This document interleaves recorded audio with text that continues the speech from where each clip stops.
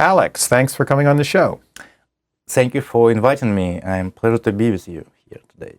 You participated in an important new study, not about the Ukrainian economy, but about what Ukraine does for the American economy. Tell me, what is the most significant thing that you learned in studying what Ukrainian-American businesses are bringing to the American economy? Really great question. Thank you for that. Ukrainian-American businesses here is a really big economical power. And what we investigated, we identified over 45,000 American-Ukrainian businesses here.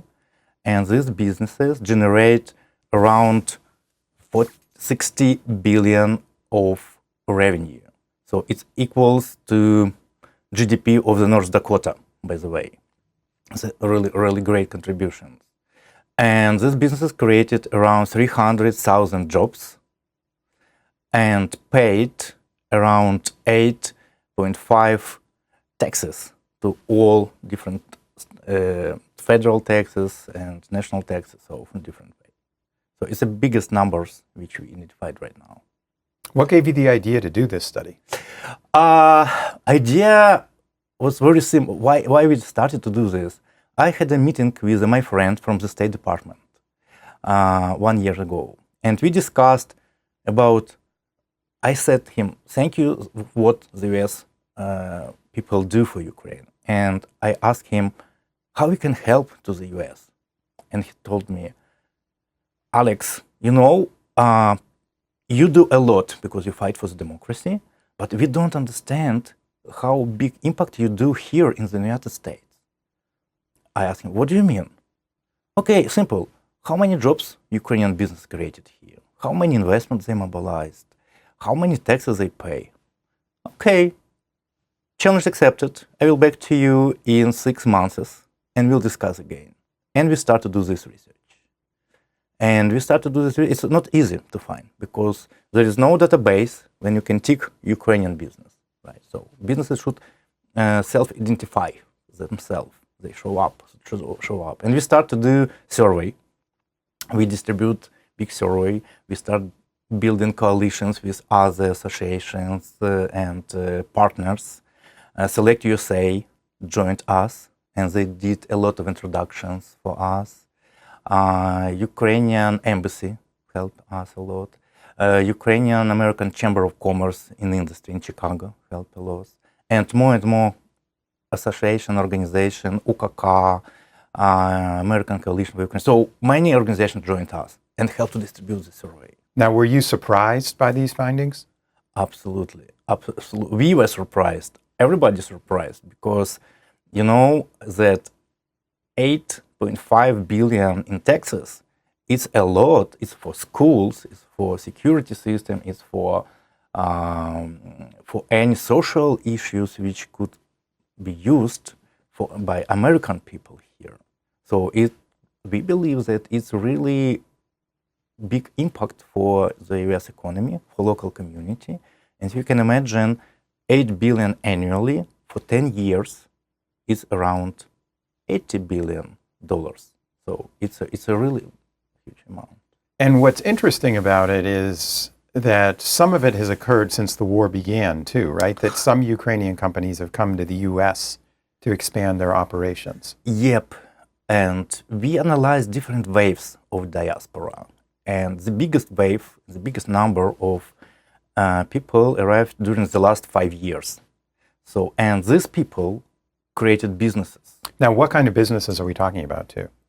Well, everybody knows about IT, that Ukrainians were strong in IT, technology, something like that. Like WhatsApp, Grammarly, so many others.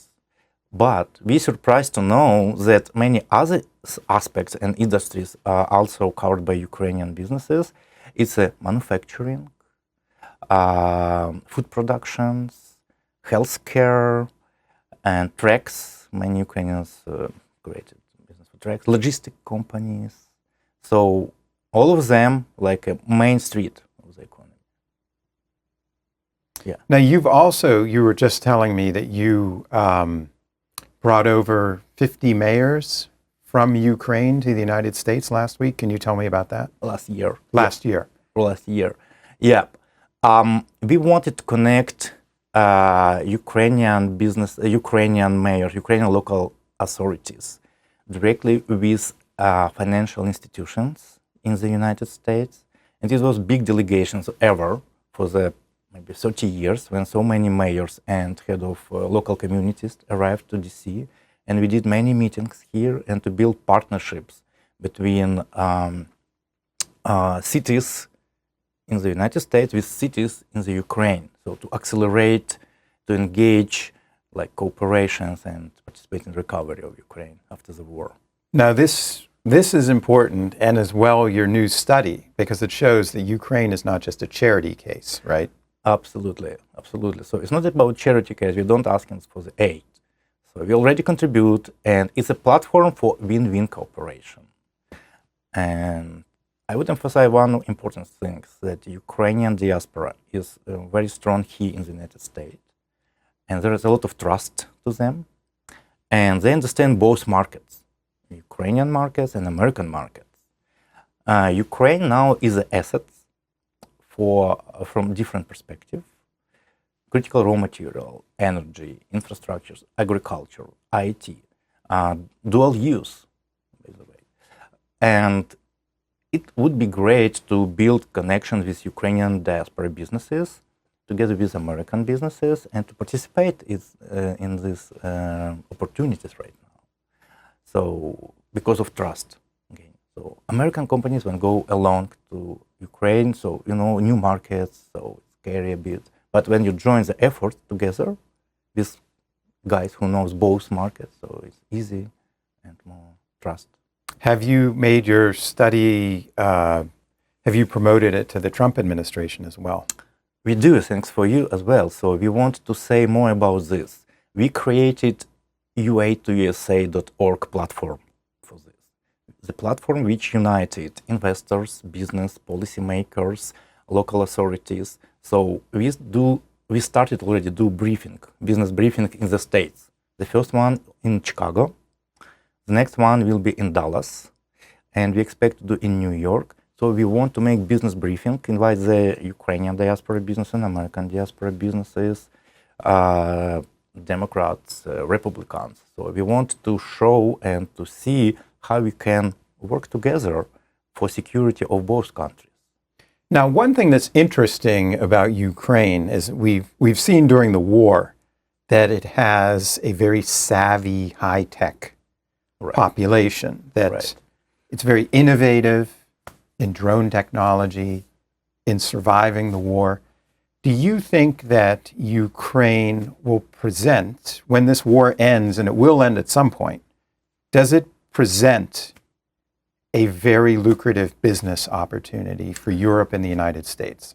It's already done. One company already did transfer of technology here, is Drone UA. They already produce drones here on the territory of the United States. That's one point. Another opportunity, export is open right now. I mean, export from Ukraine to the US with drone technologies. So it's already big market. And I believe that drones and another mil tech is really a big fish for the United States. And it's time to leverage, to think about this. And 130,000 people, businesses, people who work from Ukrainian community are IT guys here already. So that's quite an amazing statistic. It's an amazing statistic. So, and we want to share with this, and we joined every company who wants to participate and contribute. So during these briefings, business briefings in the state, we are hoping to even identify more companies. Now we have in our database over 2,000 businesses who already contributed to this platform, and we want to double it. Now, another aspect that's gotten a lot of attention in the United States is President Trump inked a minerals deal that Treasury Secretary Scott Bessent helped shepherd to fruition. What's your take on the minerals deal? It's a long story. Mineral deals and CRM, this industry has a really long payback period. So you need to start exploring right now if you want to get access to critical raw material deals. Now, one fund created, 150 million fund, 75 from Ukrainian side, 75 million from DFC side. So it's a first step on this way. But in terms of security in this area, I believe Trump administration do a lot to secure to secure access to critical raw materials in Ukraine to secure value chain for the U.S. economy in the future. In the future, right? But there are many questions. For example, you can't just to get critical raw material. You need to process them. So you need to build processing facilities in Ukraine. In Ukraine, because it doesn't make sense to just to do. And those are tricky environmentally too, right? Right. Some of them on occupied territory, some of them on Ukrainian territory. So it's a challenge how to explore. Another tricky point is energy. So to process raw materials, you need a lot of energy, which is destroyed right now. And you need to replace them. Do you think nuclear power will be part of that? It's a point. It's a good point. So nuclear power and small model reactors, which the US produce a lot, could be really great assets for CRM. What about green energy in Ukraine? Well, it's booming right now. It's booming, and because of it's decentralized energy. So it's more difficult to destroy by Russia. If you destroy one piece, another will still working. So right now, European Commission supports this track. One of the person during the government who participated in creating the Ukraine facility. Ukraine facility is facility of European Commission, 50 billion euro. And 20% for this facility is going to be allocated for renewables energy, alternative energy. So Russia is doing a lot of damage to Ukraine's energy infrastructure. Does it, however, have the perverse effect of forcing you to modernize? Well, yeah, it's a kind of why we should modernize, yes, and we always ask ourselves how to build better, or how to build better or build faster. So, and we try to do both. To build better, it means to modernize, to provide, to create new energy facilities like wind, solar, many energy storages. It's a huge market right now. But at the same time, we need to rebuild faster because Russian can keep working. Though Ukraine is also demolishing a good part of Russia's oil facilities. But the U.S. can replace it. U.S. can replace in Ukraine. In Ukraine, in Europe, because Ukraine, on the western part of Ukraine, there is a big storages for the gas, for LNG. And this storages is so big that it can be used for Ukraine as well for Europe. So again, in terms of energy security, it's good to cooperate and to start to use this facility. Stop buying oil and gas from Russia, stop the war, and make a business. Well, the Trump administration has now imposed sanctions on Rosneft and Lukoil. It's a really great point. And we believe it can make damage for Russia and at least stop financing the war. So we need the sanction. We thank a lot for that. Thank you from all Ukrainian community for this support and for the sanctions. How do you think the winter is going to go in Ukraine? I know every year is a struggle. Challenging. So, but everyone prepared for that.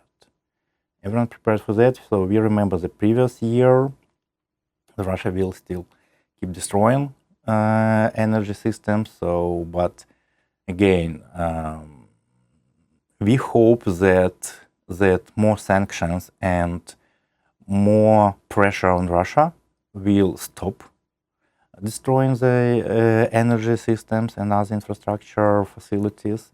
But again, we prepared for scenario A and scenario B. Let me ask you as a final question. Let's flip the lens and focus on Russia, for example, for a second. Since you are the former Deputy Minister of the Economy in Ukraine, Right. how long can the Russian economy hold out against the current barrage of sanctions, of strikes against its energy infrastructure? How much pain can they absorb? Well, it's not easy questions, even being a former Deputy Minister of Economy. Russia is a strong country, and Russia has partners who support them, who support the efforts to continue the war. And I believe that the question is in changing the regime in the Russia, and because in terms of, well, I will be honest with you, Russian military economy is very strong. And many food facilities and textile facilities now replaced for producing weapons, guns, etc. So they are really strong. And I wouldn't say that Russia will give up very quickly. Sanction is okay, but it's 4 years from starting to provide sanctions and etc. But nothing happened, and more missiles comes to Ukraine, and more damage is created. So there is a big potential. We need just to cut Russia from banking system. We need to cut Russia from any trading with other countries. And so, yeah, a lot of things to do for international community, and the US play a big role here. Well, Alex, thank you for coming on the show. This was extremely illuminating. Thank you for inviting me again, and happy to contribute more if it's needed.